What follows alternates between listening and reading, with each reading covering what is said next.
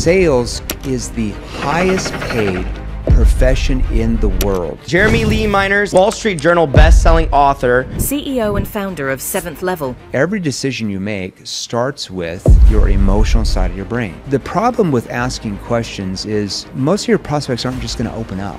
Really excited salesperson comes out, how do you start to view them? this person wants to sell me something. Salesperson trying to, your guard goes up. We were talking about their opening line, and on the phone, the first thing I did was say, "This is a sales call. Do you want to take a chance?" I told them that was the worst thing you could do. Pay attention to the fluctuation of my voice. Yeah, is this Cody? Hey, Cody, it's Jeremy. Jeremy Miner. Now, what did you hear my tone imply? That they should know who I am. Because if I'm like, hey, the reason why I'm calling is, they're gonna be like, oh, salesperson. So I actually want to push them away so they pull me back in. So many sales managers tell their salespeople, oh, selling is a numbers game. You just call more, get more no's. It's going to get you to eventually getting a yes. That is the biggest pet peeve I have. Remember, your tone is how the prospect interprets your intention. What is some of your life advice that you give people? I've always believed that successful people don't learn from their mistakes. They learn from other people's mistakes, so they don't make the same mistakes. If you want to go from being a top 20% salesperson or a top 10% into the 1% or the 0.001, you have to learn how to master your. We are here with Jeremy Lee Miners. This is Kicking Ass, Taking Names podcast. Jeremy Lee Miners is a Wall Street Journal best-selling author of The New Model of Selling and Selling to an Unsellable Generation. So, Jeremy, thank you first off. Hey, thanks for having me on the Kick-Ass Show. I love that. I love that name. So it's an honor to be on here. What do you want to discuss? Well, first question is the title of your book. Yeah. Selling to an Unsellable Generation. Mm-hmm. I know you've answered this before, but I'd love to ask and get your answer directly. Well, Jerry and I, Jerry Acuff as well. I got to give credit to Jerry Acuff. He's the CEO of Delta Point. It's a large consulting firm on the East Coast. But we wrote this book for salespeople, obviously entrepreneurs, VPs of sales, business owners, and we really wanted to give tactical training to them because one of my biggest pet peeves growing up in the sales world when I was in the trenches selling every day is that pretty much every book I read, it was just really a lot of theory and a lot of like, here's how you set your goals. You should get motivated. It's a numbers game, get thick skin. And I was like, okay, I get all that. I just want to know what to say when I talk with the prospect. I want to know what to ask. I want to know how to use my tonality to influence. I want to learn how to use my body language to get their guard down. And so we wrote that book for those people that are frustrated with that as well. But selling to an unsellable generation means this. I think everybody, a good friend of mine, Brandon Kane, he's the New York Times best-selling author of How to Stand Out in a 3-Second World. He does marketing for MTV, Taylor Swift, a lot of the big celebrities you see. Those are social media. And he talks about, I want to say that, there's 3 billion people that you're pretty much competing with on a daily basis for their attention that are on social media, okay? You're competing with a 14-year-old on TikTok that's doing reels, right? And so if you don't understand how to stand out in their mind, because if you look at it, you're always being sold. I always say this, you're always being sold pretty much every waking hour you're awake. From the moment you wake up in the morning, besides going to the bathroom, what's the first thing you do? You get on your phone and you look at what? Social media, right? You're on Facebook or Instagram or TikTok and you see ads trying to sell you something. Right? You walk into the kitchen, you turn on your TV, you get some coffee, you see what? Commercials trying to sell you something, right? You get in the car to go to work, you turn on the radio, you hear ads trying to sell you something. You drive down the road, you see these big signs on left, right, billboards trying to sell you something. You get in the office, you start scrolling through your Facebook again, and at lunch you see your aunt pitching her latest, greatest MLM opportunity. So you're constantly being sold to all of the time, and because of that, human beings have built up defensive mechanisms in their mind that every time they feel someone is trying to sell them something, it's like their guard goes up, okay? That's what we mean by an unsellable generation. I always say sales is the highest paid profession in the world as long as you acquire the right skills. But on the flip side, it can also be the lowest paying, hardest job in the world if you don't acquire those skills. So selling to an unsellable generation really starts to break down the human mind and how we make decisions, how our brain gets defensive or opens up, and then really what to say and ask when that actually happens. So there's a lot more to that, but yeah, that's where we should start for sure. So I now, reading through your book, I've noticed you also mention Neuro-Emotional Persuasion Questioning.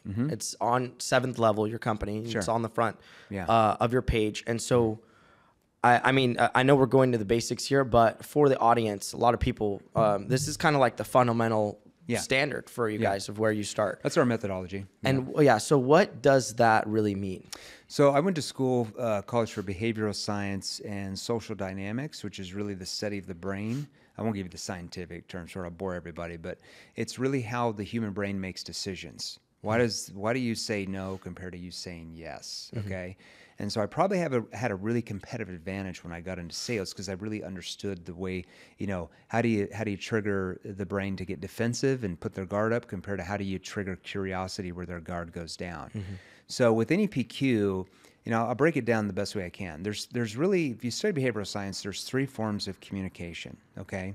And for everybody watching us or listening to us, I suggest you write these down, because once you understand the differences in persuasion and where you are now, even if you're already doing really well, maybe even you're a salesperson making multiple 6 figures a year compared to where you could be, it will completely change everything or if you're a business owner and you're already, doing tens of millions of dollars a year, how do you get to the next level and do hundreds of millions or billions of dollars a year in sales?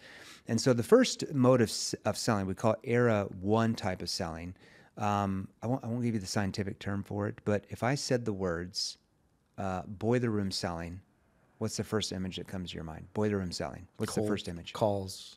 Yeah, like Wolf on Wall Street type of stuff, right? The rooms, right? I've been in a few. And that's a great movie, right? It's awesome. But it's like, hey, I got a great opportunity for him. We talk about the features and benefits and how we have the best this and the best that and why they need to go with us. And we talk down our competitors. But according to the data, the pesky data, we are the least persuasive when we sell that way, okay? We're the least persuasive when we try to manipulate people or tell people they need to do something or push or pressure them, okay? That's why sales trainers all say what? Selling is a numbers game. Well, it's a numbers game because of the way you're communicating is triggering your prospects to run the other way, okay? Now, second mode of selling, and there's more to that, but I'll give you an overview. Second mode of selling is more known as like consultative selling. Came out in the late 70s, early 80s with like Sandler Institute, books like Spin Selling, Neil Rackham, college professor, and they taught you needed to ask questions. And that was like revolutionary in those days compared to like boiler room selling, which was like the dog and pony show. But the problem with asking questions is most of your prospects aren't just going to open up because you ask a question like, what's your 2 biggest problems that keep you awake at night? Or what challenges do you have, Stacy? Or what are you looking for in a solution? See, those are very vague, logical-based surface-level questions, okay? And your prospects know what you're doing. They don't open up to those, right? You ever notice when you ask your prospects, you thought good questions, they give you a lot of vague, generalized, surface-level answers? Well, because you're asking surface-level questions.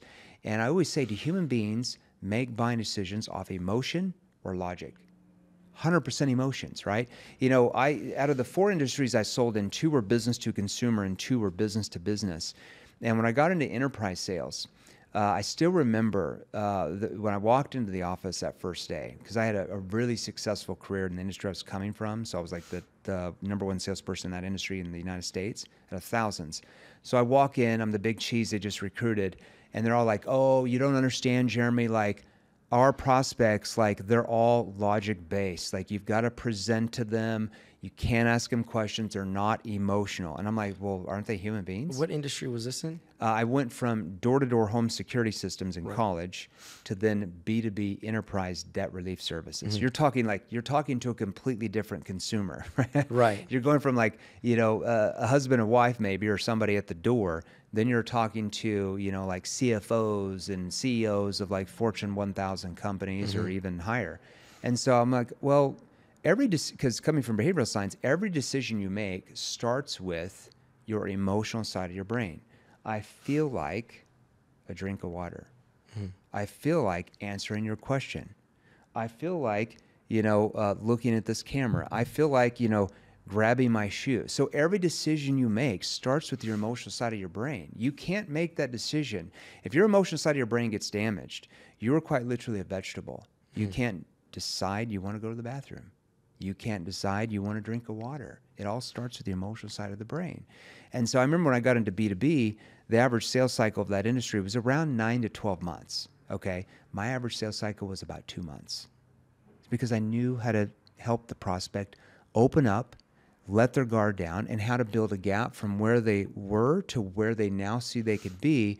And that triggers like massive urgency in their brain to want to change their situation now. So that's the second form of communication. There's a lot more to that, because when you ask logical-based questions, you're going to get what? Logical-based answers in return. And human beings don't make decisions logically. They make them emotionally, then later on justify them logically. Third mode of communication, according to the data, behavioral science, the most persuasive is when we get others to persuade themselves. Okay, that's known kind of as dialogue. We throw in the mix when we ask what are called neuro-emotional persuasion questions. Question people always ask me is, how do I get a human being to persuade themselves? It's quite easy if you know how to use your tonality. Very hard if you don't. What's the difference then, I would say, between NEPQ style and the straight lines persuasion? Because you mentioned Jordan Belfort in your book. Yeah. You know, I don't know much about his methodology. I've never taken it. So I never want to judge a book by its cover. I've read his book, The Audible, but even if you read my book, you're going to know 0.5% of what we train our clients. I mean, a book is a book, right? I always say, like, people are like, oh, let me get a book. Like, so many salespeople think they're going to triple their sales by reading a book. The problem is you're not going to retain any of that. Your brain will retain about, I think it's less than 19% after you read that book after 2 days. Yeah. After a week, less than 9%. After a month, less than 3%. You can't retain it because it's just words. And I'll give you an example, then we'll come back to Jordan. What's your favorite song? Pound Cake, Paris Morton Music by Drake. That sounds awesome. If I said sing that song, would you know most of the lyrics? Could you like sing it like in the car, like blah, blah, blah? I'm not like a fanatic about lyrics. Do you know any songs that you could kind of memorize and like pretty much know most of the lyrics? Probably Eminem's 8 Mile. Lose Yourself. Yeah. What's your favorite book? Jeremy Lee Miner's New. Oh, is that what you said, everybody? No, it's a problem. I mean, honestly, so my favorite book in sales would be Ultimate Sales Machine, Chet Holmes. Yeah, that's a good book. I met his daughter at a conference about a year ago. She's a great lady. On any page of that book, there's about as many words as the words in that song. Yeah. Can you recite one page of that book? Definitely not. Do you know why? Because it's just words. You don't have any tonality or the melody. The melody of the song and the tone causes your brain to retain it. Whereas a book, you don't have any of that. That's why you can't retain a book compared to you retain the song. See the way your brain works? Crazy stuff. I'm very curious then about Do you want to go back to Jordan? Yeah. We got to go back to Jordan. You're going to make me for it. Yeah. So I've listened to a couple of his books on audio and stuff. We would probably have a lot of differences in the tonalities, okay? But as far as the loopings and different things, there's a lot of stuff I think we have very similar, but a lot of stuff that's kind of far removed. When he says have an enthusiastic tone, I would say more of an assertive tone, because I think there's a big difference in being like really, really excited, and I think he even talks about it, compared to being more assertive, more collective, like an expert does. Yeah. I don't believe somebody that has a really enthusiastic tone quite necessarily is viewed as an expert by most people, because when you go to a car dealership, no pun intended, we train a lot of very successful car dealerships now, and a really excited salesperson comes out, how do you start to view them? They're definitely, this person wants to sell me something. Salesperson trying to, your guard goes up. You don't be like, wow, they're really excited to sell me something. They look like an expert. You don't, right? Your brain goes in defensive mode. So I would suggest that it's more of like, and I'm sure this is what he means, it's more of like an assertive, like you're coming across like you know what you're doing, you're assertive. But I want to bring it down a few notches, because I think a lot of salespeople view like, oh, I got to be really excited, but it's always triggering sales resistance, right? So I want to come across more collective, more calm, and I want to come across more detached, okay? And how to use my tone, that comes across as like you know something, And this prospect starts to view you as maybe more of an expert with what you're talking about. That's called, in social dynamics, it's typically called rank framing. There's other authors that call it like status framing, and that's called situational status, where in a sales situation, I could be a financial advisor, and let's say I only make $400,000 a year, and I'm talking to a guy that's worth $500 million a year, but I can be on a call with him or Zoom or in person, and because of the questions I ask and how to use my tone and the way I come across, even though I'm not as wealthy as he is per se, he can view me as having a higher status in what I'm talking about than he or she does. That's called situational status. So I run into this problem a lot. I talk to all my friends are all sales guys. I mean, it's like we all hang out in the same groups. Yeah. My question, a lot of questions that they have are related to opening up a prospect. Like right now, I have a friend who's a financial advisor. He's looking to bring in more because he works for Merrill Lynch. Yeah. He's having some trouble bringing in money to the firm. Yeah. Like an example of another friend who has a consulting business. And he wants to bring in more clients, but currently when he talks to his clients, when he talks to his leads, he can't diagnose what their true problem is. Do you know why? Because you don't know how to use your tone to let their guard down. Because you can ask the best questions in the world, but most of your prospects know why you're asking those questions, so they stay guarded. So I'd have to hear his calls, but I can already tell what would cause. Because do all those leads he talked to, they have problems? Yep. Does his solution solve those? Yep. Yeah, so what's the missing link? How the salesperson is communicating to the prospect that's triggering what we call fight or flight mode.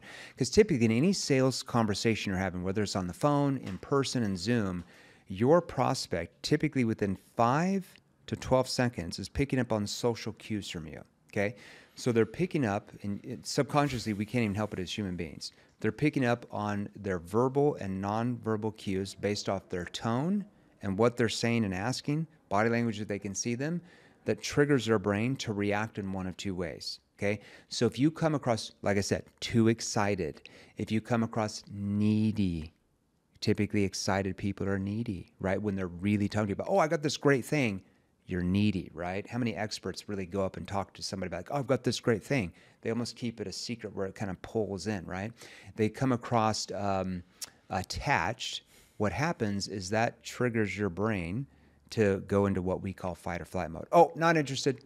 Oh, no, we already have somebody for that. Oh, I've already got a financial advisor. Oh, can you call me back later? Sure, when can I call you, sir? Saturday night at 9:30, and then you call and they don't answer magically and they never get back to you, right? Mm-hmm. That's triggering what's called fight or flight mode, okay? Because remember, our survival part of our brain, the way God wired us whenever it was tens of thousands of years ago or millions of years ago, whenever the first people were here, whatever, that can all be debated. We have a part of our brain, a lot of people call it the reptilian part of the brain, but it's your survival part of your brain, okay? And you hear sounds, and that part of your brain reacts. So, you know, in the old, like a million years ago, could have been the tiger, saber-tooth tiger walking by. You're like, whoa, what's going on? You hear the sound, right? Well, in our day and age, it's that too, but it's also salespeople. Because remember I told you that we're constantly being marketed and sold to all the time? Billboards, TV ads, social media, so our guard is up. So let's say if you're walking across the street, I always give this example, and you hear some lady just yell as loud as you can. You're walking into a grocery store, across the street, you hear some lady, you instantly react, because what happened is her tone, that yelling, went right into your survival part of your brain. That part of your brain didn't even hear her words. Mm-hmm. It instantly reacted, am I okay, right? Is there shooting? What's going on? Then instantly, her words start to become deciphered in what most people call the midbrain. Mm-hmm. And then your neocortex, which is your problem-solving brain, says, oh, she was just yelling at her daughter to be safe crossing the street. I'm okay. And that can happen in like an instant. Mm-hmm. But the first thing you hear is the tonality. Mm-hmm. So have you ever had calls from telemarketers? Yeah, I actually have a question about this. And within 10 seconds, you're like, not interested? Yeah. And then you didn't really hear what they said? Yep. It's because you heard their tonality. And it sounded scripted. It sounded like a salesperson. So you instantly have your guard up. That's what your friends are struggling with. Specifically about telemarketing, I actually had a little argument about this. Is somebody said to me that we were talking about their opening line, and on the phone, the first thing I did was say, this is a sales call. Do you want to take a chance? I told them that was the worst thing you can do, because all you're doing is just alarming them that there's something that you're trying to get out of them. But You're what triggering sales resistance, yeah. So typically it's whatever industry, and there's going to be tweaks. So we teach this on our virtual training platforms for clients based on the industry. So we call that an NEPQ problem statement, okay? So let's say if I'm, I just did this example. I was on the Cody Sperber show. He's a big real estate guy. And we interviewed him, yeah. Yeah. I love Cody. And, I think, the 161 industries we train, that's like the second largest we train. So real estate, that's real estate agents, commercial, residential, and distressed properties, okay? And so for their industry, we developed a cold calling problem statement. And basically, I don't know if you have any papers I could show you, but I try to remember it. But basically when you're cold calling, you want to have some papers. I kid you not, because it's a pattern interrupt. We can use your book. Yeah, give me the book. Yeah, give me the book. So this is called like a pattern interrupt, okay? So what is the average prospect used to hearing from a salesperson at cold calls? Hi, my name is XYZ I'm with company. XYZ company, and the reason why I called you is click. That's what they're used to. I have to break that pattern. In fact, I want them to feel that I'm not even a salesperson, okay? So the first thing I want to do is I want to have so I would always get papers. So when I did cold calling in B2B, I'd have like papers that I'd kind of shuffle around, like I'm looking through some documents. That triggers curiosity real quick. So in real estate, I'll try to remember this because I don't have it in front of me. But I'm like, is Cody there? Hey, Cody, yeah, it's Jeremy, Jeremy Miner. I was wondering if you could, I'm holding a copy of your property tax records on your home here in, looks like it's the 55 Willow Lane in Savannah. I was wondering if you could possibly help me out for a moment. Now, let me show you a few things I just did there. First of all, I'd have papers. You'd hear it crinkling a little bit, okay? Yep. Now, pay attention to the fluctuation of my voice. Yeah, is this Cody? Hey, Cody, it's Jeremy, Jeremy Miner. Now, what did you hear my tone imply? Piqued curiosity. That they should know who I am. Yeah, it's just Jeremy, Jeremy Miner. Have you ever got a call from somebody and they're like, hey, it's Cody Sperber. And you're like, who's Cody Sperber? Who's this guy? And you're like wondering, like, I should know this person so you don't hang up. You're like, oh, hey, how's it going? While your brain is searching for, I should know this person, it's because of how their tone comes across as a familiar tone. But if I'm like, hey, is John there? Hey, John, it's Jeremy Miner with XYZ company. You see, you sound too formal. You sound like a salesperson. So many salespeople are stuck on I've got to sound like a really an expert. Like I got to sharp as a tack when I cold call. The problem is every salesperson is doing the same thing. So you're not breaking a pattern. So it's almost like I'm a little bit confused. It's a confused tone, but I don't come across like, oh, I'm confused about how my product works. Like that's not what I'm talking about. Yeah, is John there? Hey, John, it's Jeremy.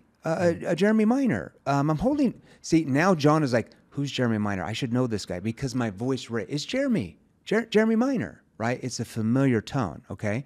Then I'm going to, I'm holding a copy of your property tax records on your home there at 55 Willow Lane. I was wondering if you could possibly help me out. Now, the whole time I'm crinkling paper. I wonder if you could possibly help me out for a moment. No one hangs up. They're like, sure, or what do you mean? Or how do you have my property tax records? Or what's this all about? Then I need to push back. Then I'm like, well, and I'm not even sure if it even makes sense for us to talk. See, I'm going to push them away. Now, why would I want to do that? You want to give them a qualification, right? Like they have I want to push them away because if I'm like, hey, the reason why I'm calling is, they're going to be like, oh, salesperson.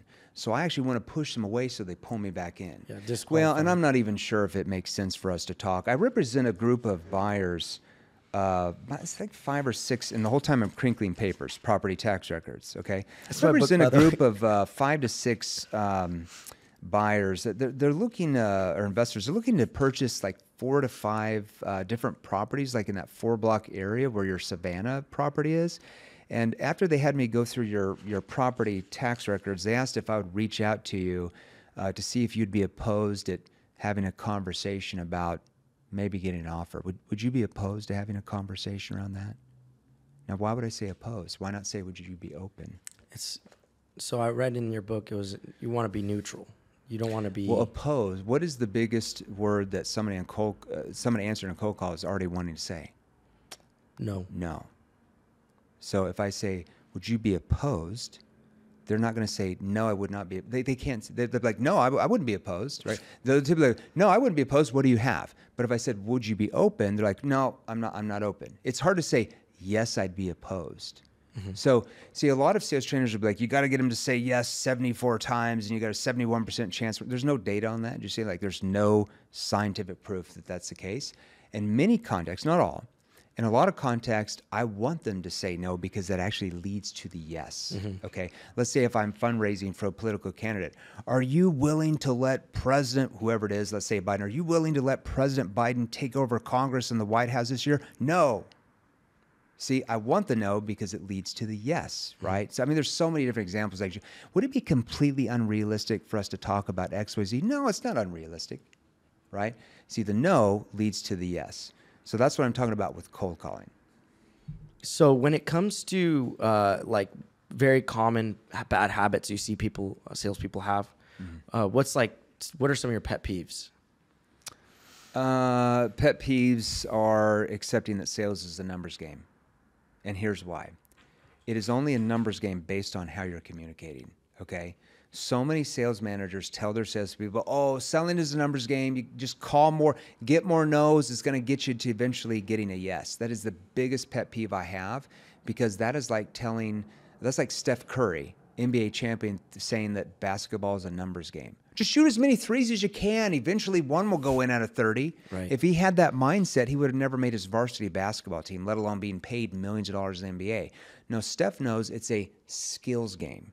So every day he's focused on his technique. He's focused on his wrist movement, his elbow movement. Is it lined up with the basket? He's focused on his body movements, getting open. And because he's focused on the skills game, right, he shoots almost 50% from the three-point line. Imagine if your salespeople focused on the skills game, because so many of them just go through the numbers because that's what they're brainwashed to believe. Just got to call more people. They sound like a telemarketer. Hi, my name is, I'm with. Like, they literally sound like a scripted robot because they're not focused on the quality of each conversation. They're not focused on, how do I get my prospects to let their guard down?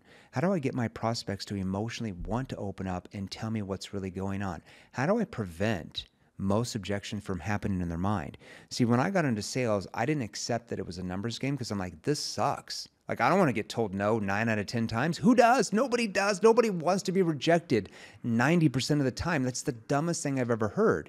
So I'm like, how do I learn skills where instead of making 1 out of 10 sales when I'm talking to prospect, I can actually make 8 out of 10 or 7 out of 10 because that means I work a lot less.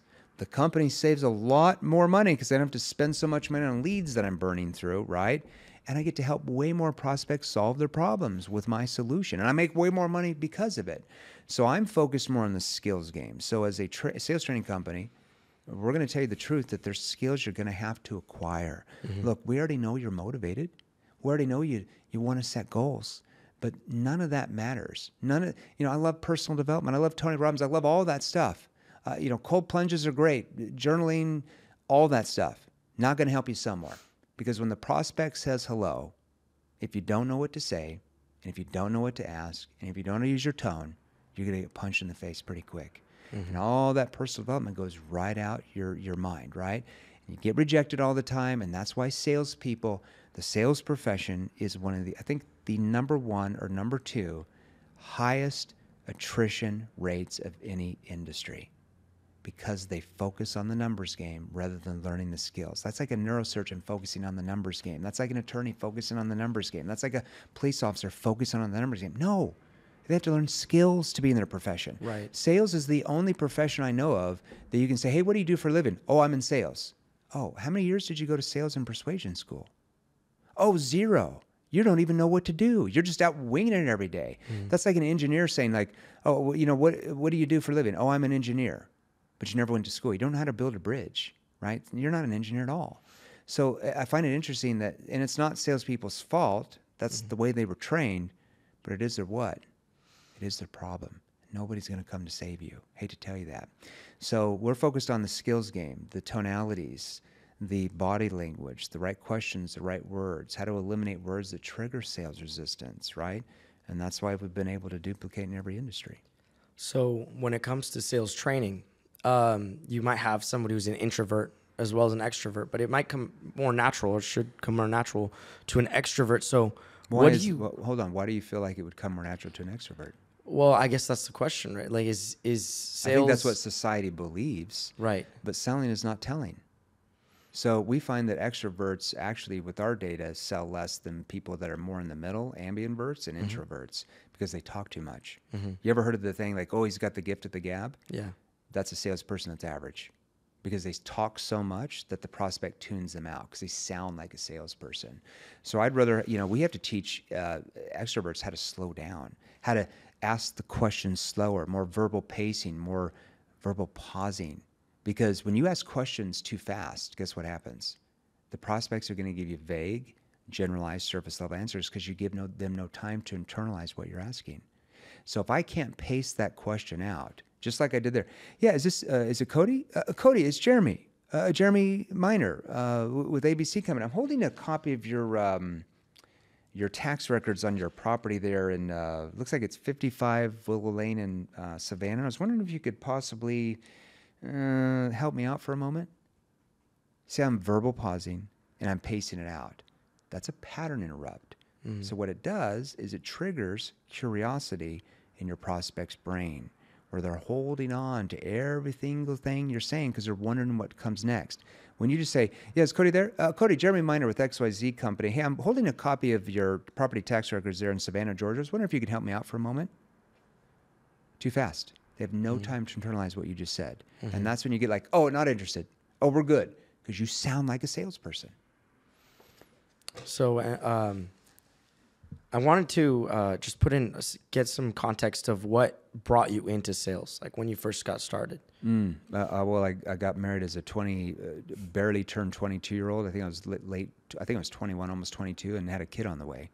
So that's what got me into sales. So I was in college, and my friends came in and basically said, hey, there's this recruiting meeting I went to Utah Valley State University, and they're like, hey, there's a recruiting meeting.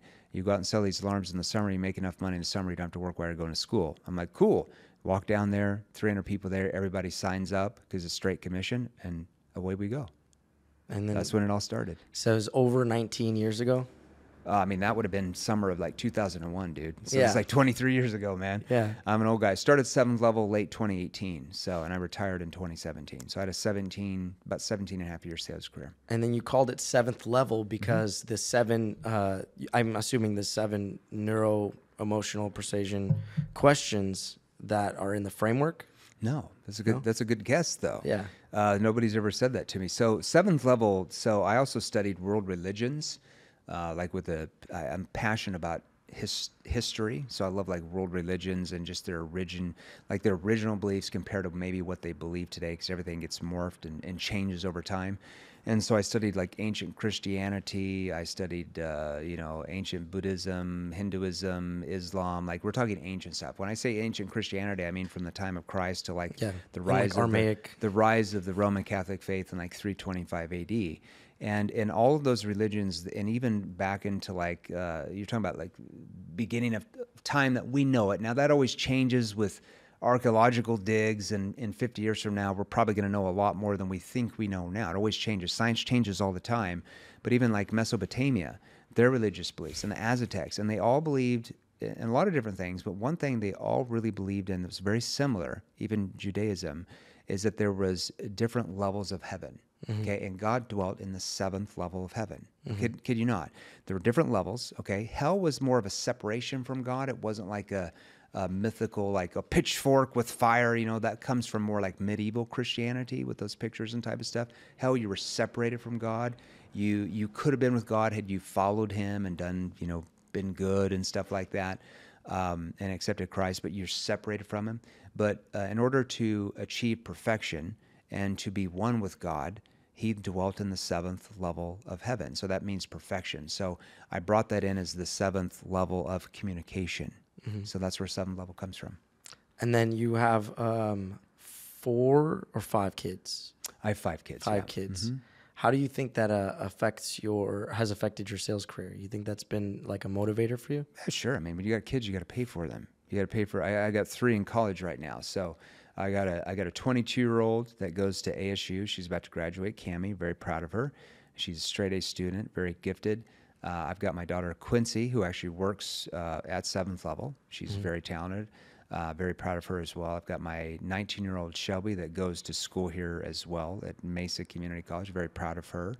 And then I've got my son Jackson, who's 17, that's still a junior in high school. Very proud of my son. And then I've got my little 5-year-old Sophie. So I went from being like the young dad to being the older dad. So very proud of all my kids. They all have their own unique personalities, and just being around them just makes me smile. And when you have kids, you have to make a lot of money to pay for the kids' stuff, you know? So that's a good motivator there for sure. You know, a lot of times we ask our guests to give some of your, like, some of the just best nuggets of advice that you've gotten in life. Yeah. And I'd really love if you were to just give a few pieces of some of your favorite pieces of advice, best advice, and things that I'll give you a couple things. And it might sound a little bit contrarian to maybe what you hear from most people. I always believe in the saying, I'm not sure who said it, so I could be stealing their trademark, but I've always believed that successful people don't learn from we're talking the ultra successful on the planet, don't learn from their mistakes. They learn from other people's mistakes, so they don't make the same mistakes. There's so many people out there that are like, oh, it's good to fail. Like, you're always going to fail, blah, blah. And I get that. Yeah, you're going to have some failure, right? But I'm less likely to fail if I learn from other people's mistakes so I don't repeat those same mistakes. If I learn skills, like if I'm in sales and I start to learn how to sell even before I get my first sales job, I'm far less likely to what? Fail at that sales job. So many salespeople are like, well, I'll start going through training after I get the sales job. I'm like, well, you're probably going to get fired, because what if you don't sell that much the first month or two? Because you don't know how to sell. That's like a neurosurgeon saying, oh, I'm going to learn how to do brain surgery like after I do my brain surgeries. Like, that's not allowed, right? You couldn't even do a brain surgery without 12 years of medical school, right? Or an attorney. You can't be an attorney without going to law school. And so sales is an interesting breed where they think they're going to learn on the job before they even get the job. You need to be learning how to sell. So when you start selling day number one, you're successful. That leads to, I'm going to fail. I'm going to far less likely that I'm going to fail. If I'm a business owner and I start really learning from like my friend Tommy Mello or other people, right, about how to run a business before I run the business, yeah, I'm still going to go through some trials and tribulations, but I'm far less likely to fail because I'm learning from other people's mistakes, so I don't make those same mistakes. So I'm a big person like acquiring skill sets, so I'm far less likely to fail. I don't think failing is actually a very good thing. Just crazy stuff. I heard... Let me give you another one? Yeah. Okay. So he's not the CEO now because their company's been acquired, but the former CEO, Todd Peterson of Vivint, that's one company I worked for in door to door before I got out.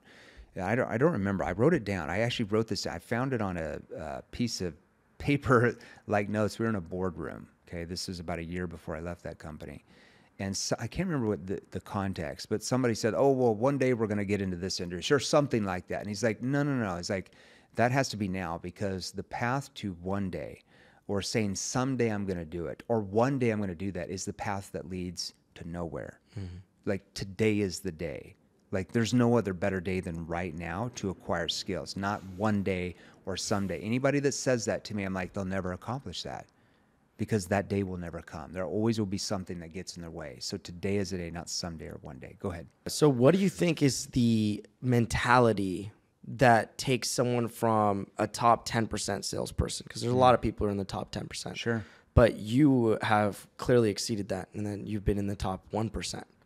0.001%. Yeah. How, what is the difference between 10% My and girlfriend's 5%? laughing at me. She's like, that was cocky back there. That was a cocky statement. It's going to sound kind of crazy, but it's your tonality, because nobody learns how to use their tone. So there's 5 core tones that you really have to master if you want to get into the top 1% of the 1%, where we're talking like you're not just making a few $100,000 a year, you're making $400,000 or $500,000, $1 million, $2 million a year as a commission salesperson. W-2, 1099, B2B, B2C, BG, it doesn't matter. And that's your tonality, okay? 5 types of tonality. There's a curious tone. There's a confused tone. There's a concerned tone. There's a challenging tone, and there's a playful tone. Now, for different contexts, your questions have to use those different tones. Okay, so let's say if I'm like a marketing agent or a marketing agency, and I'm talking to a company, and one of my first NEPQ situation questions to find out their current situation, I'd use a curious tone because I'm gathering data. Okay, your tone is how the prospect interprets the intention behind the question. That's how they interpret why you're asking the question. Okay, so if I'm talking to a company and I'm a marketing agency, so walk me through. What do you guys do now to generate new leads and new clients? That's a curious tone. Their subconscious interprets that I'm genuinely curious, right? That starts to open them up. Now, let's say, where would I want to use a confused tone? If you're a client, you understand all this. Books are not really clients, but if you're in our virtual training platforms, you're going to learn a confused tone can be your greatest asset. Now, a lot of people want to do it real because they don't understand that, and they're not a client. They hear 30 seconds, like, you can't be confused. You got to sound like the expert. Well, yeah, I'm not saying you're confused about your product. Like, oh, I don't know how it works. Like, that's dumb. But let's say if a prospect, if you want them to emotionally open up to you, and they give you like an emotional word, like if you're like, oh, the situation is so stressful, I might say, stressful? Or, hold on, how do you mean by stressful? See, that confused tone, what happens in your subconscious, you don't even know, but when I sound confused, when I ask you that question, their brain says, oh, he didn't understand what I meant by stressful. I need to clarify that better. Mm-hmm. And when they clarify that better, they do what? Explain. They open up emotionally. Yeah. That's where the emotions come out, okay? Hold on, how do you mean by stress? See, my facial expression shows I'm confused. Oh, well, I'm stressed because of... Now, what are the two biggest emotional drivers that causes a human being to want to change? Pain or the fear of future pain? If I can't help the prospect relive the pain of their problems and their situation, they don't feel any need to change. And if they feel no need to change, that's why you get so many objections. That's why they don't buy. So if I can't get them to emotionally open up, there's no pain that they feel. Now, in that context, if I used a curious tone, oh, well, hey, tell me what you mean by stress. See, that's a curious tone. It doesn't make any sense. But if I'm like, how do you mean by stress? Like, I'm confused. That causes them to tell me why they're confused, and they open up more emotionally. See, does that make sense to you? Mm-hmm. But if I didn't use a confused tone, they never would. Mm-hmm. That's the difference between being like 10% compared to 0.001%, little things like that.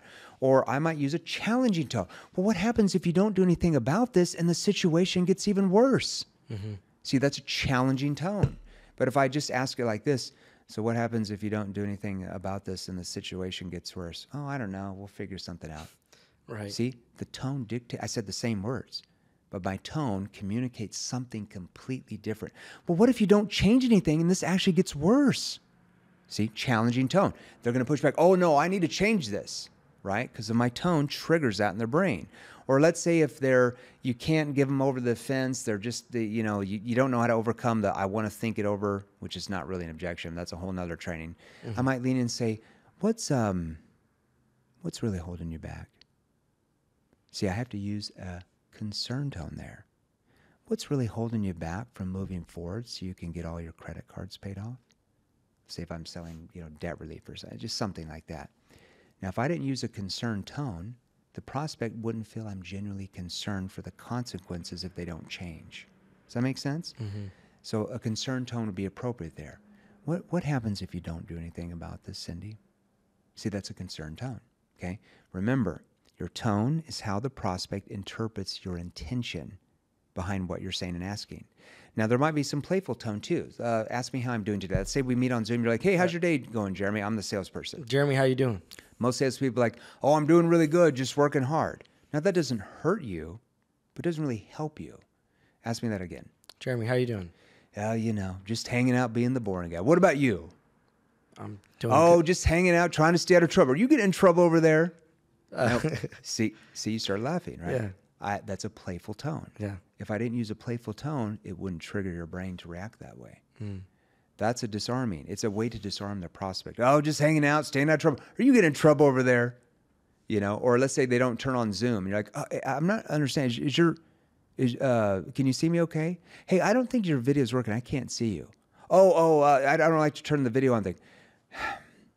Are you hanging out in your pajamas at 3 o'clock? What's going on over there? They'll turn on the video. Right. See, it's a way to disarm them. It's getting them to emotion up. But if I don't use a playful tone, if I'm like, well, yeah, I like to see who the people I'm working with are. Are you in your pajamas over there at 3? Whoa, stalker, weirdo, right? Said the same thing, but my tonality communicates something completely different. So if you want to go from being a top 20% salesperson or a top 10% into the 1% or the 0.001, you have to learn how to master your tonality. It's a make or break. I want to do one. I think we have time for like. We have about 1 more minute. Yeah. Yeah. Let me see here. All right. Last one. Yeah. Let's get this one. Yeah. Okay. So, all right. So you and Jerry Acuff, is that how I say it?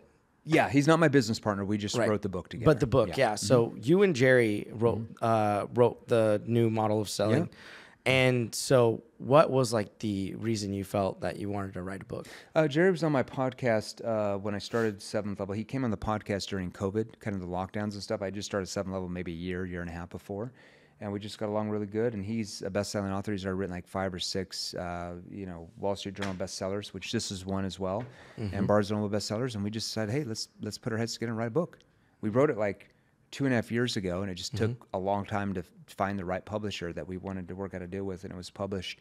It'll be a year in, I think, April or May that it was published. Amazing. All right. Well, thank you so much for your time, Jeremy. Yeah. And if you guys want to find Jeremy, you can find him, or if you want to actually. Yeah, the best place to find us, if you want to learn more about, if you want to start acquiring more skills to sell more, you can always follow me on Instagram. My handle is Jeremy Lee Miner, Miner. Make sure you go to my verified account. There's maybe 600 or 700,000 followers or something. Sometimes you have the crypto accounts. Yeah. People spam you with the fake ones, right? Yeah. And then you can always join our free Facebook group. It's called Sales Revolution.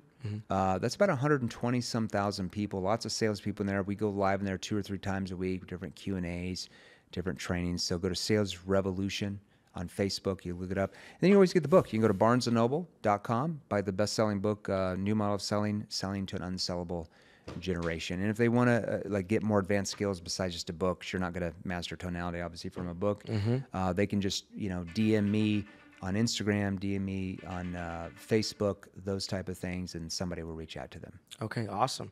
Kicking ass, taking names with Jeremy Miner. We appreciate you guys, and thank you so much.